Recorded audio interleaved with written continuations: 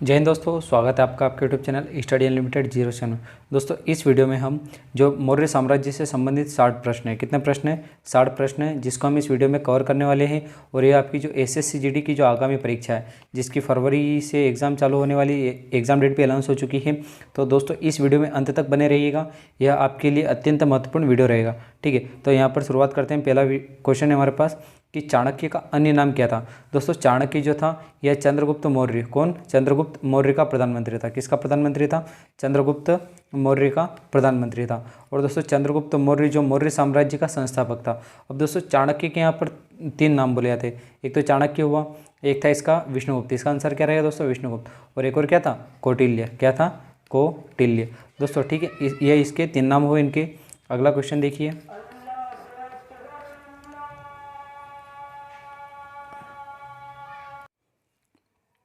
अगला प्रश्न है दोस्तों हमारा, निम्नलिखित में से किसकी तुलना मेकियावली के प्रिंस से की जाती है। तो दोस्तों जो मेकियावली के प्रिंस से की जाती है, देखिए ऑप्शन नंबर कालिदास का मालविकाग्निमित्रम, कौटिल्य का अर्थशास्त्र। दोस्तों इसका प्रिंट मिस्टेक हो चुकी है, यह है अर्थशास्त्र। क्या है? यह अर्थशास्त्र है।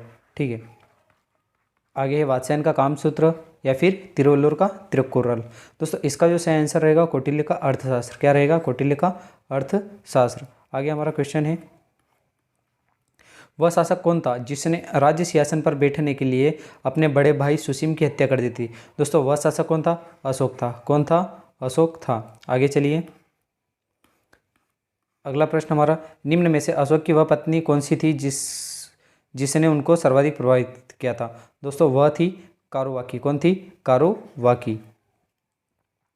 अगला प्रश्न है हमारा, अशोक ने अपने सभी अभिलेखों में एक रूपता से किस प्राकृत का प्रयोग किया था। दोस्तों जो अशोक ने अपने अभिलेखों में करा था वह थी अर्धमागधी। क्या थी? अर्धमागधी। इन्होंने सभी से एक रूपता में सभी में किसका प्रयोग करा था? अर्धमागधी भाषा का प्रयोग करा था। अगला प्रश्न है हमारा, बिंदुसार ने विद्रोह को कुचलने के लिए अशोक को कहाँ भेजा था। तो बिंदुसार ने अशोक को विद्रोहियों को कुचलने के लिए कहाँ भेजा दोस्तों? वो भेजा था तक्षशिला। इससे पहले सुसीम को भेजा था लेकिन वह असफल हो चुका था, जिसके बाद कौन गया था? अशोक गए थे।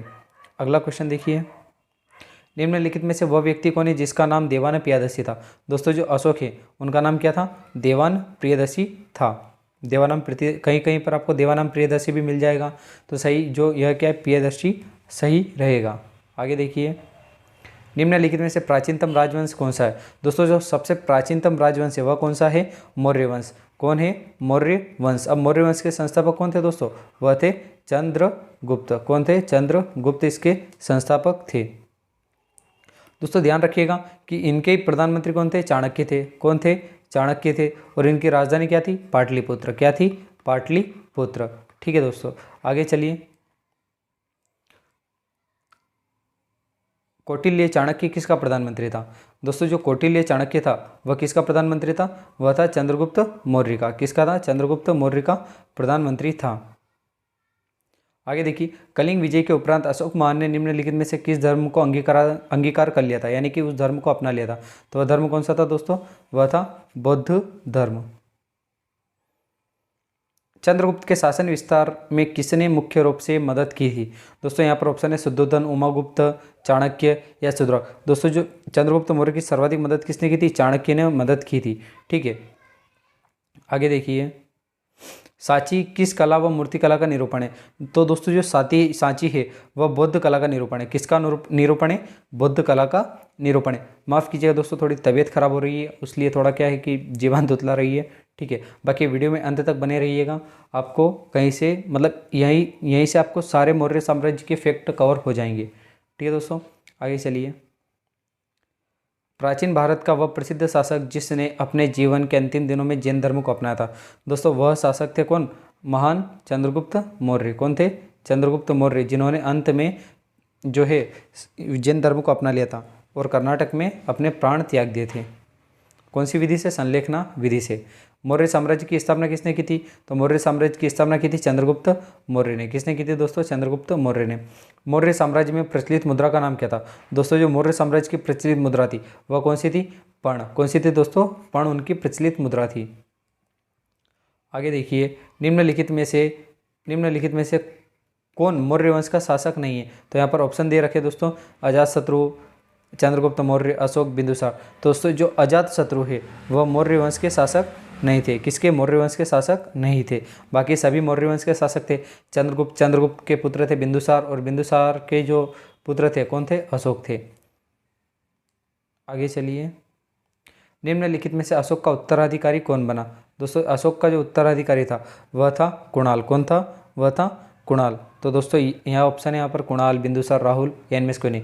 तो दोस्तों इसका आंसर क्या है? कुणाल। आगे है, मुद्रा राक्षस का लेखन निम्न में से कौन रहा, या इनके लेखक कौन थे? दोस्तों यहाँ पर ऑप्शन है अश्वघोष, विशाखदत्त, कालिदास या भास। दोस्तों इसका जो आंसर रहेगा वह क्या है? विशाखदत्त। विशाखदत्त मुद्रा राक्षस के लेखक थे। कौन? विशाखदत्त मुद्रा राक्षस के लेखक थे। आगे देखिए, मालवा, गुजरात एवं महाराष्ट्र, क्या कि मालवा, गुजरात एवं महाराष्ट्र किस शासन ने पहली बार जीते? किस शासक ने पहली बार इनको जीते थे? ऑप्शन है हर्ष, स्कंदगुप्त, विक्रमादित्य या चंद्रगुप्त मौर्य। दोस्तों इसका सही आंसर रहेगा आपका चंद्रगुप्त मौर्य। किसने जीते थे? चंद्रगुप्त मौर्य ने जीते थे। ठीक है, आगे देखिए, किसने सहिष्णुता, उदारता और करुणा के श्रीविध आधार पर राजवंश की स्थापना की थी? यानी कि भैया जिसमें सहिष्णुता भी थी, उदारता भी थी और करुणा भी थी, इसके आधार पर राजवंश की स्थापना की थी। तो इसकी स्थापना किसने की थी? अशोक ने। किसने की थी दोस्तों? अशोक ने इसकी स्थापना की थी। निम्नलिखित में से किस शहर में अशोक के शिलालेख नहीं मिले? दोस्तों हमारे पास ऑप्शन है गिरनार, कंधार, पाटलिपुत्र और टोपरा। तो इसका जो आंसर रहेगा वह रहेगा सी, यानी कि पाटलिपुत्र। अर्थशास्त्र का लेखक समकालीन था, यानी कि अर्थशास्त्र के लेखक किसके समकालीन थे? दोस्तों जाहिर सी बात है, अर्थशास्त्र के लेखक कौन थे? इसके लेखक थे चाणक्य। कौन थे? चाणक्य। और चाणक्य किसके प्रधानमंत्री थे? चाणक्य प्रधानमंत्री थे आपके चंद्रगुप्त मौर्य के प्रधानमंत्री थे। ठीक है, अगला क्वेश्चन हमारा, नंद वंश के पश्चात मगध वंश पर किस राजवंश ने शासन किया था? दोस्तों जो अपना जो था, अब इसकी एक ट्रिक थी, क्या थी कि हसीन मासूक का। अब यहाँ से देख लेना कि ह से आ गया आपका हर्यक वंश, सी से आ गया आपका शिशुनाग वंश और न से आ गया आपका नंद वंश। कौन सा नंद वंश आ गया? नंद वंश आ गया। और नंद वंश के पश्चात कौन सा वंश आया था दोस्तों? वह आया था मौर्य वंश। कौन सा वंश था? मौर्य वंश। और मौर्य वंश के संस्थापक कौन थे? मौर्य वंश के संस्थापक थे चंद्रगुप्त। कौन थे? चंद्रगुप्त। ठीक है दोस्तों, चंद्रगुप्त ने किसकी स्थापना करी थी? तो मौर्य वंश की स्थापना चंद्रगुप्त मौर्य ने की थी। तो इसका आंसर क्या रहेगा? इसका आंसर रहेगा आपका मौर्य। क्या रहेगा? मौर्य।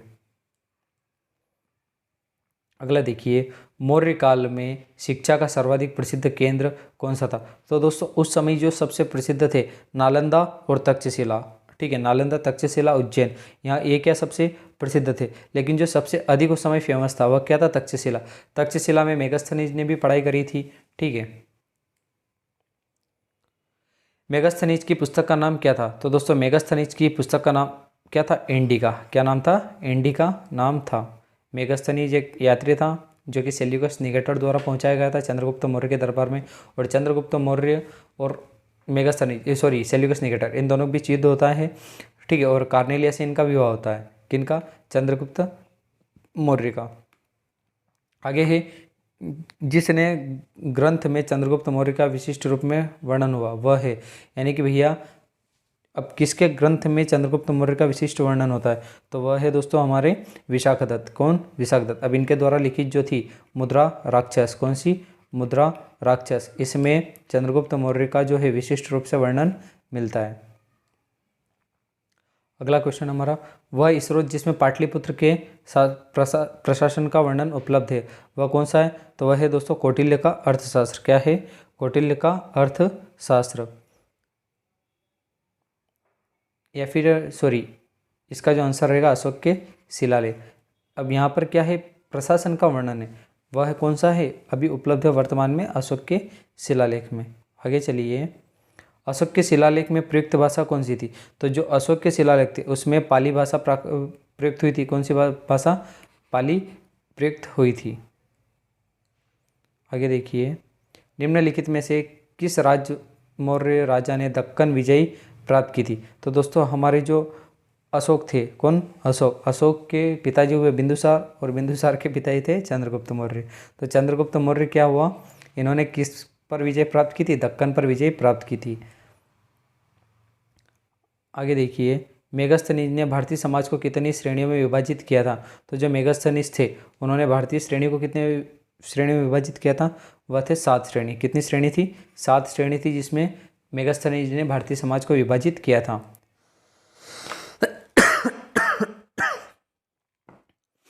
आगे देखिए, कौटिल्य के अर्थशास्त्र में किस पहलू पर प्रकाश डाला गया है? तो दोस्तों जो कौटिल्य का अर्थशास्त्र है इसमें किस पहलू पर सर्वाधिक प्रकाश डाला गया है? तो वह है राजनीतिक नीति। कौन सी नीति? राजनीतिक नीतियों पर सर्वाधिक प्रकाश डाला गया है। आगे देखिए कि निम्न में से कौन सा क्षेत्र अशोक के साम्राज्य में शामिल नहीं था? अब यहाँ पर ऑप्शन है अफगानिस्तान, बिहार, श्रीलंका और कलिंग। तो दोस्तों इनके जो शासनकाल में था वह श्रीलंका शामिल नहीं था। कौन सा? श्रीलंका शामिल नहीं था। बाकी अफगानिस्तान, बिहार और श्रीलंका सभी शामिल थे। ठीक है, आगे देखिए, पाटलिपुत्र को किस शासक ने सर्वप्रथम अपनी राजधानी बनाई थी? तो पाटलिपुत्र को सर्वप्रथम देखिए दोस्तों, अब पाटलिपुत्र की स्थापना किसने की थी? यानी कि जो पाटलिपुत्र नगर था उसको किसने बसाया था? तो उसको बसाया था उदयन ने। किसने बसाया था? उदयन ने पाटलिपुत्र की स्थापना की थी। लेकिन जो सबसे पहले इसकी जो राजधानी बनाई थी किसने बनाई थी? चंद्रगुप्त मौर्य ने बनाई थी। किसने बनाई थी? चंद्रगुप्त मौर्य ने इसको राजधानी के रूप में इस्तेमाल किया था। आगे देखिए, पाटलिपुत्र में स्थित चंद्रगुप्त का महल मुख्यतः बना था। दोस्तों ऑप्शन है ईंटों का, पत्थर का, लकड़ी का या मिट्टी का। दोस्तों जो चंद्रगुप्त मौर्य का जो महल था वह किसका बना हुआ था? वह बना हुआ था लकड़ी का। किसका बना था दोस्तों? लकड़ी का बना हुआ था। आगे देखिए, बराबर की गुफाओं का उपयोग किसने आश्रय गृह के रूप में किया था? दोस्तों यहाँ पर ऑप्शन है आजीविकों ने, धारुओं ने, जैनों ने या तांत्रिकों ने। तो दोस्तों इसका जो सही आंसर रहेगा वह रहेगा आपका आजीविकों ने। किसने? आजीविकों ने।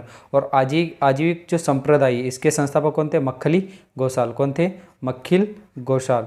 ठीक है दोस्तों, इन्होंने किसकी स्थापना करी थी? आजीविक संप्रदाय की स्थापना करी थी।